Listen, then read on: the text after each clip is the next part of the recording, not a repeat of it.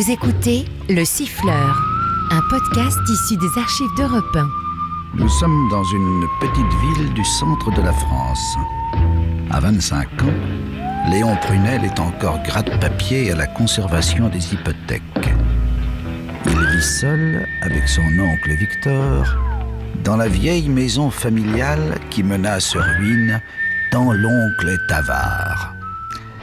Ah, tous les deux à table, ce n'est pas gai du tout.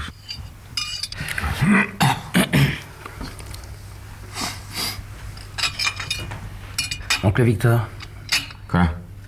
tu peux reprendre un peu de fromage? Si tu mangeais moins vite, ton morceau durerait plus longtemps. Il fait un froid de canard, on pourrait peut-être allumer le radiateur, hein? Mais inutile de gâcher du gaz, on va se coucher. Bon, alors je me ferai une bouillotte. Les bouillottes, ça te donne des engelures. Tiens-toi droit. Tu sais que dans ma chambre, le froid entre par le carreau cassé. Quoi, tu es trop feignant au point de ne pas pouvoir coller un morceau de papier? Bon, je remplacerai le carreau à mes frais. Ben, c'est que tu es plus riche que moi. Non, mais plus frileux. Frisette a volé ce qui restait du saucisson de midi. Il y en avait encore 2 ronds. Une chienne, faut bien que ça mange. Si tu la nourrissais convenablement, elle ne volerait pas. Pourquoi es-tu arrivé en retard pour le dîner? Ben, j'étais avec Jacqueline. Elle voudrait venir te voir. Elle ne passera pas le seuil de cette maison. Bah enfin, elle t'a rien fait. Non, mais son père a dit du mal de moi, ça me suffit. Mais c'est tout de même pas assez grave pour que je renonce à l'épouser. Tu es libre. Seulement moi, je suis libre aussi de te déshériter. Si tu l'épouses, je lègue tout ce que j'ai aux bonnes œuvres. Ça serait bien la première fois qu'elle verrait la couleur de ton argent.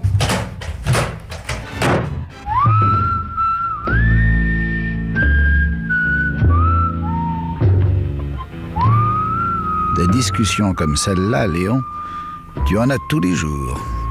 Et tu sens grandir en toi une âme d'assassin. Non, de justicier.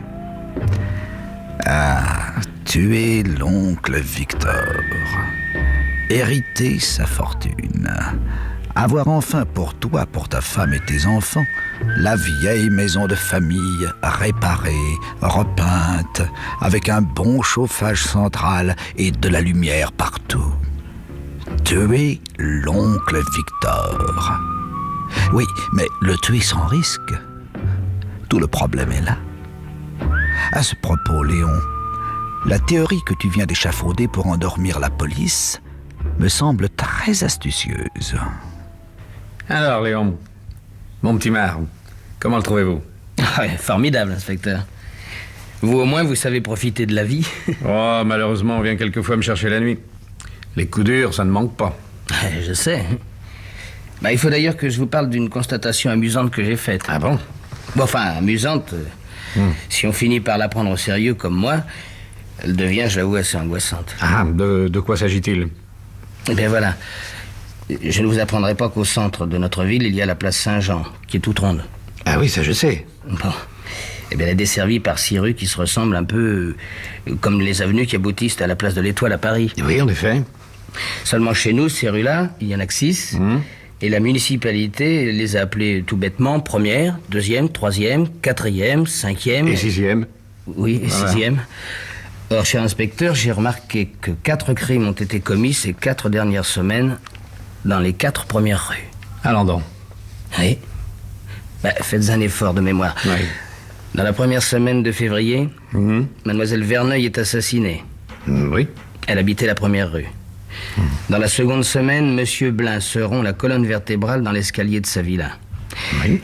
Il avait glissé sur une mare d'huile d'auto répandue sur le palier de son premier étage. Personne n'a pu expliquer ce que cette huile faisait là. Non. Il habitait dans la 2e rue. 6 jours plus tard, monsieur Cholet meurt écrasé devant chez lui par un chauffard qui prend la fuite. Oui, il habitait dans la 3e rue, je sais. Oui. Oui. Eh bien, enfin, il y a 5 jours, un inconnu met le feu à la maison de madame Guéret qui se trouve dans la 4e rue. Mais tout ça est parfaitement exact, mon cher Léon, mais ce ne sont que des coïncidences. Vous avez peut-être raison, mais je relisais hier encore les observations du professeur Darnetal. Ah, dites donc. Oui. Eh bien, il est formel. Oui. Ceux qui tuent en série tuent presque toujours d'après un plan établi d'avance et basé sur une idée fixe. Tel maniaque tuera uniquement des brunes aux yeux bleus, tel autre agira le premier vendredi de chaque mois, tel autre enfin commettra 6 crimes dans les 6 rues qui aboutissent à la place Saint-Jean. Mais vous croyez sérieusement ce que vous dites? Oui. Alors, d'après votre théorie, cette semaine, un crime devrait être commis dans la 5e rue. Oui. Et ça m'inquiète d'autant plus personnellement que c'est dans celle-là que j'habite. Heureusement que vous n'y êtes pas seul. L'assassin a le choix. Dans votre seule maison, hein, il y a déjà votre oncle. Ouais. Et votre oncle, il est caissier dans une grande entreprise de bâtiment et il se balade souvent avec de très grosses sommes pour la paye sur les chantiers. Il faut reconnaître que son métier n'est pas sans danger, c'est vrai. Ah oui, c'est d'ailleurs pour ça qu'aujourd'hui même, le commissaire lui a donné un permis de port d'armes. À la suite de quoi, il est allé s'acheter un superbe revolver. Superbe? Vous m'étonnez. Ah non, c'est son patron qui paye. Ah. Enfin, mon cher Léon, vous m'amusez bien avec votre théorie. Eh ben, riez toujours et souhaitez-moi de m'en tirer avec des sarcasmes. Parce que si le ridicule tue en France, je préfère mourir de cette façon-là. Encore un peu de marre? Non, merci. À propos, inspecteur, Oui. Le fou qui s'était échappé il y a 1 mois de l'asile Sainte-Geneviève, Oui. est-ce qu'on l'a retrouvé? Non. Hein?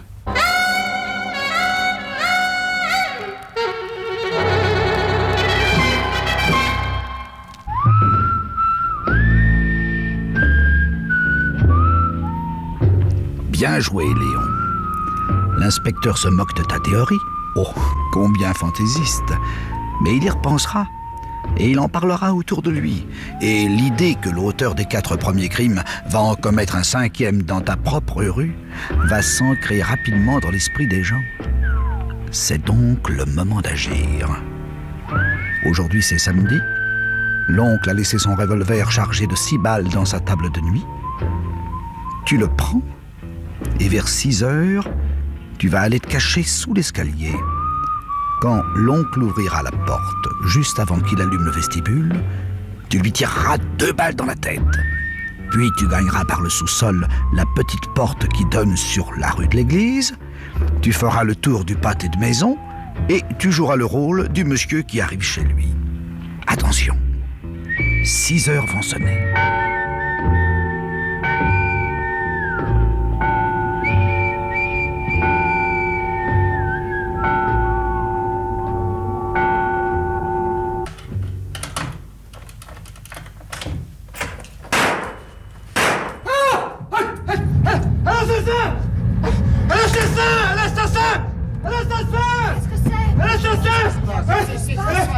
L'assassin, le fou, il était là sous l'escalier. Il vous a tiré dessus? Oui, 2 balles. Vous n'êtes pas blessé? Non, mais il m'a raté. Ah, tenez, voilà l'inspecteur Jérôme. Bonjour. Inspecteur, vite, il doit être dans le sous-sol. Mais qui donc? Mais le tueur, le fou, il m'a tiré 2 balles. Oh, le salaud! L'entrée du sous-sol est sous l'escalier. Attendez, j'allume le vestibule. Oui, je vous suis. Tenez, monsieur Victor, voilà votre neveu. Oncle Victor, qu'est-ce qu'on me raconte? Le fou vous a tiré dessus? Oui, heureusement, il m'a raté. C'est ce que je vois. Mais tu sais que ta théorie est formidable. C'était réglé comme du papier à musique. Ah bon? Un crime devait avoir lieu dans la 5e rue, mais tu vois, il a eu lieu. Mais il a raté. Oui. Oh, on dirait que tu le regrettes. Qu'est-ce que vous allez chercher, mon oncle? Bon, alors voilà, l'assassin a dû filer par le sous-sol. Au bout, on remonte 5 marches et il y a une petite porte qui donne sur la rue de l'église. Bah, c'est par là qu'il a filé. Eh ben, et donc lui mettre la main dessus Oui, maintenant. par contre, j'ai trouvé quelque chose. Il a perdu son arme en route. J'ai ramassé ce revolver dans le sous-sol. Mais Quoi? c'est mon revolver. Votre revolver? Ben, je pense bien.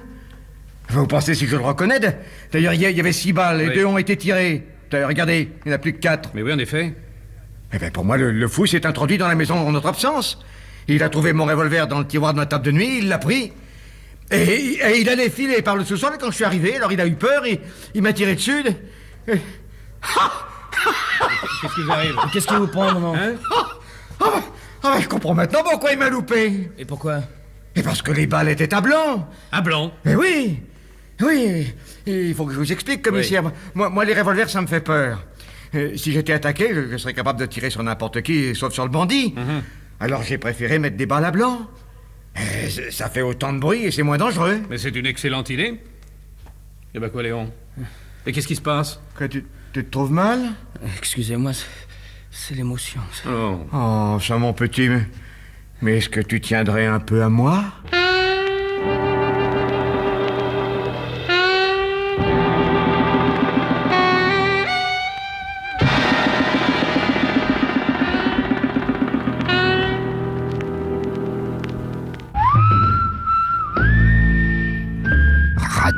imbécile.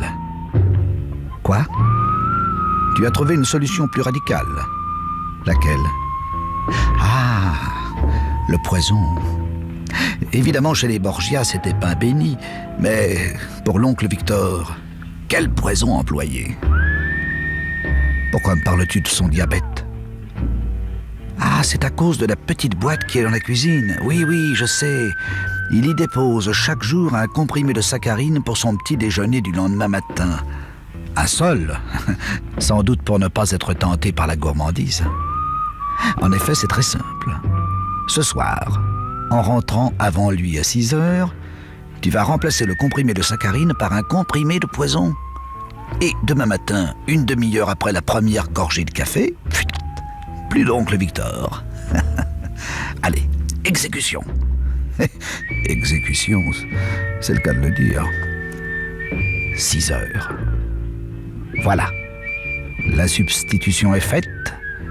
Et maintenant, c'est la veillée. La veillée funèbre, pourrais-je dire. Oh, sacré Léon. Quel dommage que ta dent de sagesse te fasse un mal de chien. Ça gâche tout le plaisir. Et moi, j'ai bien dîné. Aïe. Tiens-toi droit. Oh là là. Qu'est-ce que tu as? Oh, j'ai mal aux dents, ma dent de sagesse qui m'élance. Oh là. Oh, ça m'élance. Oh là. Offre ta souffrance au bon Dieu en punition de tes péchés. Oh, il n'en demande pas tant. Oh là là. Oh, c'est agaçant à la fin. Un peu de volonté, que diable. C'est que ça me fait très mal, oui. Mais parce que tu y penses trop, fais comme moi, pense à autre chose. Facile à dire, ça. Oui. Tu as entendu dire qu'il est question d'augmenter la surtaxe progressive? La quoi? Je m'en fous. Comment ça, tu t'en fous? Oh, oui, j'ai trop mal, moi. Oh, que t'aies mal ou non, le percepteur te fera pas grâce d'un centime. Il y a 8 jours que tu m'empêches d'aller chez le dentiste, alors. Tu t'écoutes trop. C'est toi que j'ai écouté, et puis maintenant j'ai la gencive comme un boudin. Oh, où est l'aspirine? Sous clé, dans la cuisine. Au prix où elle est. J'en prendrais bien un peu, moi. Allez, couche-toi sur le canapé. Allongé, ça va te passer. Tu crois? Allez, vas-y, allez. Bon. Puisque je te le dis. Ah ouais. Oh, aïe. Oh. C'est vrai, j'ai plus mal du tout, c'est formidable. Oh non, j'ai encore mal, hein. Oh, tu commences à m'embêter, hein. Je vais t'en donner de l'aspirine. Oui, avec un sucre et un peu d'eau, hein. Oui, je vais t'en donner, mais après, tu me ficheras la paix, hein. Tu me ficheras la paix. Oui. J'irai me coucher après, oui. Bon, alors, Frisette, tout est fiché le camp. Oh. Tiens, voilà. Attends un peu que ça fonde. Oui. Pourvu que ça me calme, hein. Ah, dis donc, ça coûte assez cher. Il faut remarquer que je ne lésine pas quand il s'agit de ta santé. Tu es bien gentil. Allez, maintenant, bois. Merci.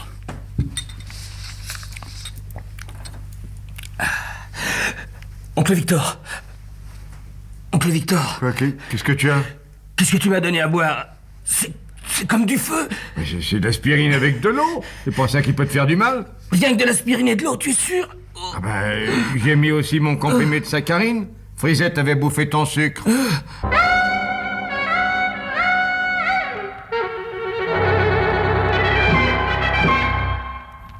Encore raté. Et cette fois, après vomitif, lavage d'estomac et piqûre, te voilà au lit dans un bien piteux état, mon pauvre Léon. Quant à l'oncle Victor, il continue de se porter comme un charme. C'est pas payé. 1 jour, 2 jours, et soudain, voilà que le destin a l'air de vouloir se faire pardonner. Léon, il est 10 heures du soir. Et l'oncle Victor n'est pas encore rentré. Mon Dieu, pourvu qu'il lui soit arrivé quelque chose. Bon, c'est bien, déposez-le ici. Voilà. Salut, monsieur Victor. Vous ressemblez à un saucisson. Bandit, vous finirez sur l'échafaud. On n'est pas pressé. Qu'est-ce que vous me voulez? D'abord, mille excuses à monsieur le caissier de l'entreprise Maréchal pour l'avoir kidnappé un peu brutalement, mais comme c'est écrit dans le dictionnaire, la fortune sourit aux audacieux et la fin justifie les moyens. Qu'est-ce que vous me voulez? D'abord, la clé du coffre-fort de l'entreprise Maréchal. Je l'ai pas. Mais si. Bon, t'as un très joli trousseau de clés et moi, je sais que la clé du coffre y est. Tiens, Dédé, fouille-le. Tiens. Voilà, tiens. Parfait. Voilà la clé du coffre, c'est sûrement celle-là, n'est-ce pas, monsieur Victor? J'en sais rien. Ah, comme c'est bien, ça, monsieur Victor, de défendre l'argent de ses patrons. N'empêche que la clé qui m'intéresse, c'est celle-là, tiens. Là, il y a même gravé dessus le nom du fabricant de coffres. Bon, entre nous, c'est pas malin, hein. Bon. Allez, maintenant, la combinaison, Victor. Non? J'ai dit la combinaison. Comprends pas. Bon, dites donc, faudrait pas me prendre pour un enfant de cœur, hein. Bon, je le connais, moi, le coffre-fort de l'entreprise Maréchal. Il y a 2 gros boutons qu'il faut tourner pour composer un chiffre ou un mot. Et quand on a composé le chiffre ou le mot, il n'y a plus qu'à tourner la clé d'une certaine façon et cloc, la porte s'ouvre. Il n'y a pas de combinaison. Oh, menteur, je t'ai vu. Mais vu. Et où ça? Dans ton bureau, à l'entreprise Maréchal, je t'ai vu titiller les boutons. Et où étiez-vous? Tiens, voyez-vous ça, madame, mais c'est qu'on veut tout savoir. Je te le dirai si tu me donnes la combinaison. Il n'y a pas de combinaison. Écoute, mon Minet, je comprends la vie. Alors, je sais que tu aimes bien le fric.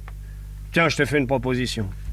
Tu me donnes la combine et moi, je te refile 25% du gâteau, tiens. Jamais. Ah, avare, mais honnête, hein. Mais pourquoi pas? Bon. Eh ben, perdons pas de temps. Tiens, asseyez-le sur cette chaise, vous autres. Bien. Tiens, Dédé, passe-lui cette corde autour du cou. Là, comme ça, parfait. Maintenant, glisse cette petite barre de fer dans la corde et tourne jusqu'à ce que ça l'étrangle. Là, stop. Et maintenant, Victor, es-tu disposé à parler? Jamais. Ah, avare, honnête et courageux. Allez, Dédé, serre un peu. Là, stop.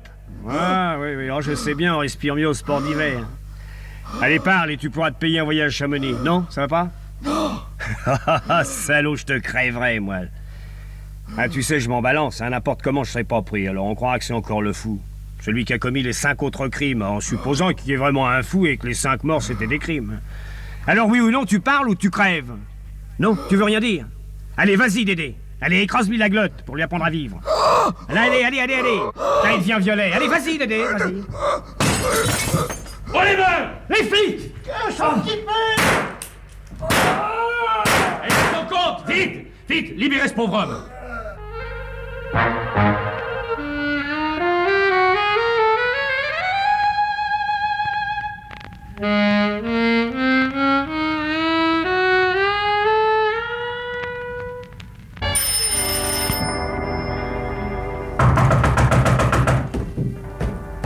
Qu'est-ce que c'est? C'est l'inspecteur Jérôme. Ouvrez vite, Léon, vite! Qu'est-ce qui se passe? Oh! Mon oncle! Allez, soutenez-le. Soutenez-le. Tenez, asseyez-le là dans le salon. Voilà, là. Alors, ça va mieux? Oui, merci. Mais qu'est-ce qui est arrivé? Il a été kidnappé et les bandits voulaient l'étrangler jusqu'à ce qu'ils disent la combinaison du coffre de chez Maréchal. Et il a résisté? Ah, c'est-à-dire qu'il était prêt à mourir. Et au dernier moment, c'est vous qui l'avez sauvé? Non, pas moi. Vous. Comment ça, moi? Et oui, vous savez, votre fameuse théorie, j'en ai rigolé, mais ça m'a quand même un peu turlupiné. Et après les 2 coups de revolver tirés sur votre oncle, ça a été plus fort que moi. Je me suis dit, et s'il y avait un 6e crime dans la 6e rue? Ah oui. Cette idée-là m'a pris tout d'un coup cette nuit pendant que j'étais de garde. Alors je ne sais pas pourquoi, ça a été comme une intuition. J'ai pris avec moi 2 agents et j'ai été inspecter la 6e rue. Et voilà que par un soupirail, j'aperçois une lueur et j'entends des gémissements suspects. On force la porte et on arrive à temps pour empêcher votre oncle de passer l'arme à gauche. Oh, mon petit lion, c'est formidable. Mais sans ta fameuse théorie, l'inspecteur n'allait pas dans la 6e rue et j'étais mort. Eh oui. Tu te rends compte? Mais c'est toi, mon petit, c'est toi qui m'as sauvé la vie. Je suis bien content. Mais c'est pas une raison pour te laisser aller. Allez, tiens-toi droit. Vous venez d'écouter Le Siffleur, un podcast issu des archives d'Europe 1. Réalisation Julien Tarot. Production Romy Azoulay. Patrimoine sonore Sylvaine Denis, Laetitia Casanova et Antoine Reclus. Promotion Marie Corpet. Le Siffleur est disponible sur le site et l'appli Europe 1. Écoutez aussi l'épisode suivant en vous abonnant gratuitement sur votre plateforme d'écoute.